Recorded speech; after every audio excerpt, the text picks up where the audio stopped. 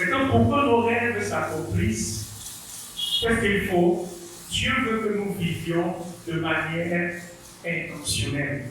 Un homme qui vit de manière intentionnelle, c'est un homme qui, de manière consciente, cherche à atteindre un objectif.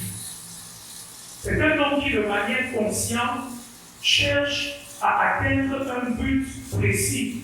Il ne vit pas au hasard, il ne vit pas au gré des circonstances. C'est quelqu'un qui, de manière consciente, de manière volontaire, de manière déterminée, cherche à atteindre un but, cherche à atteindre un objectif, cherche à accomplir quelque chose de précis. Il y a une disposition dans mon cœur qui me pousse à chercher à atteindre un but. Ce but peut avoir diverses formes. Ce but peut être dans divers domaines. L'intentionnalité signifie que j'ai un désir, une volonté. J'ai quelque chose en moi qui me pousse à chercher à atteindre mes objectifs. Et donc l'expérience montre que tous ceux qui réussissent dans la vie, tous ceux qui réussissent à accomplir leurs rêves, n'arrivent pas à ce stade de manière hasardeuse, n'arrivent pas à ce niveau de manière involontaire. Non, le succès, l'accomplissement de tes rêves ne peut pas être le fruit du hasard. L'accomplissement de ce rêve sera le fruit d'une action, de quelque chose que tu fais de manière volontaire, délibérée, déterminée. Celui qui vit de manière intentionnelle va diriger, va focaliser toute son énergie, toutes ses capacités, toutes ses pensées vers l'accomplissement de son rêve.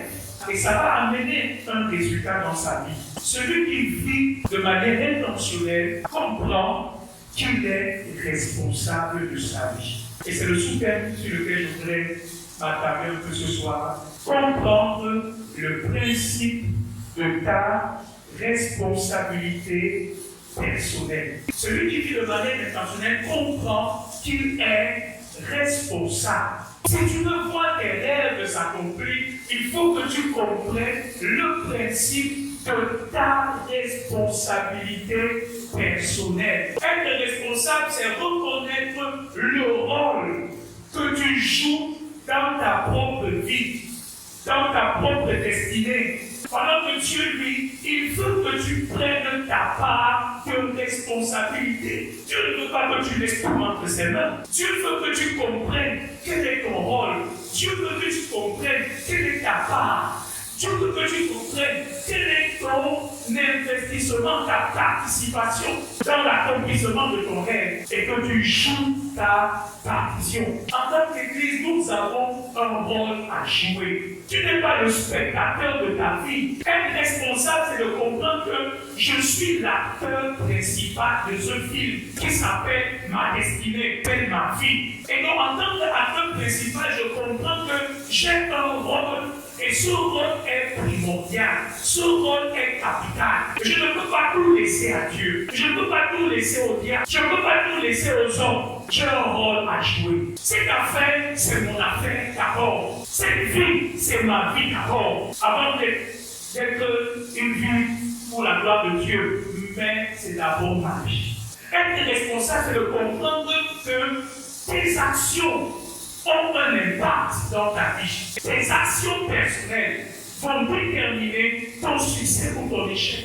Pas les actions de quelqu'un d'autre, pas les actions du diable, pas les actions des hommes. Tu n'es pas le spectateur, tu es l'acteur. Je veux que tu comprennes qu'il y a un pouvoir que Dieu a mis entre tes mains pour changer les conditions et la situation de ta vie. Mais si tu ne comprends pas ta responsabilité, ce pouvoir-là, tu vas l'abandonner entre les mains des gens. Comme si ce sont eux qui ont le pouvoir pour déterminer ta vie. N'abandonne jamais ce pouvoir entre les mains du diable. N'abandonne jamais ce pouvoir entre les mains des hommes. Il faut que tu comprennes que, en tant qu'être responsable, tu as ce pouvoir entre tes mains. Il y a quelque chose que tu peux faire. Il y a quelque chose que tu dois faire. Il y a quelque chose que tu peux initier, que tu peux entreprendre. Il y a une décision que tu peux prendre et qui peut shifter les situations dans lesquelles tu es. C'est quelle que soit la position dans laquelle tu es. Ce n'est pas ce qui limite ta vie, ce n'est pas ta condition. Ce qui limite ta vie, c'est ta décision personnelle. Ta décision personnelle est capable de changer ta vie. Le succès n'est pas couché sur un plateau d'argent. Il va falloir que tu te bats pour réussir, que ce soit sur le plan spirituel, que ce soit sur le plan de la vie de tous les jours. Mais si tu passes ton temps à rester focalisé sur qui n'a pas fait quoi pour moi, qui ne m'a pas aidé, si tu passes le temps à rendre les gens responsables de ton salut, de ton succès, tu ne vas jamais y arriver. Ne mets pas la réussite de ta vie entre les mains de quelqu'un d'autre. La réussite de ta vie, elle est dans tes mains. Peu importe ce que ton père a fait dans le passé, peu importe ce que les gens ont fait dans le passé, ne mets pas ta réussite entre les mains. 99% de ce qui est dans ta vie, de ce qui se passe dans ta vie, en fin de compte, dépend d'abord et principalement de toi et de toi seul. Est-ce que les éléments n'ont pas d'influence? Si. Mais celui qui détermine l'impact des influences extérieures sur sa vie, c'est d'abord toi-même. Et je suis venu dire à quelqu'un, frère, tu ne peux pas continuer à rester dans cette même position. Tu ne peux pas continuer à rester dans cet même état. Il faut que tu te lèves. Il faut que tu prennes ta destinée en main. Il faut que tu prennes ta responsabilité d'agir et de faire quelque chose. Il faut avoir des rêves. Il faut avoir des ambitions. Il faut avoir des désirs. Et le plus important, il faut aussi prendre des décisions. C'est parce que quand tu veux vraiment quelque chose, tu es prêt à payer le prix qu'il faut pour avoir cette chose. Et donc souvent quand le Seigneur ne nous voit pas payer le prix de ce qu'on veut, il se pose la question de savoir si nous voulons vraiment ce que nous voulons. Je veux être un grand homme de Dieu. Tu es sûr que tu veux me mettre un grand homme de Dieu. Oh oui Seigneur, je veux me mettre un grand homme de Dieu. Mais prouve-moi que tu veux vraiment être un grand homme de Dieu. Prouve-moi que tu veux vraiment être un grand homme de Dieu. Et comment tu vas me le prouver? C'est lorsque tu seras prêt à payer le prix nécessaire pour devenir ce grand homme de Dieu. Mais tant que tu n'es pas prêt à payer le prix qu'il faut, je ne suis pas sûr que tu veux vraiment. Parce qu'il y a un moment où le désir devient tellement fort, le désir de vouloir que tu deviennes tellement ardent, que tu arrives à un point où tu es prêt à tout pour que la chose s'accomplisse. Et c'est là où le Seigneur sait que celui-ci, il veut vraiment. Comment un monsieur couché, malade depuis 38 ans, quand on lui demande, veux-tu être guéri? La première chose qu'il devait dire, c'est un oui,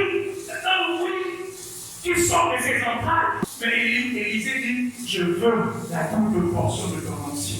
Dieu aime des hommes qui ont des désirs, qui ont des ambitions. Tu es assis à l'église, qu'est-ce que tu veux par rapport à ton ministère? Qu'est-ce que tu veux par rapport à ta vie chrétienne? Quelle est ton ambition? Élisée voulait la double portion de l'onction qui était sur lui. Et il lui dit, ce que tu demandes est très difficile. Mais si tu peux me voir quand je serai enlevé, cela te sera accordé. Parce que tout ce que tu veux dans la vie a un prix. Je vais te dire que quand tu décides devant Dieu de prendre les responsabilités de ta vie, Dieu te donnera toujours un chemin et une solution. Parce qu'il est avec toi.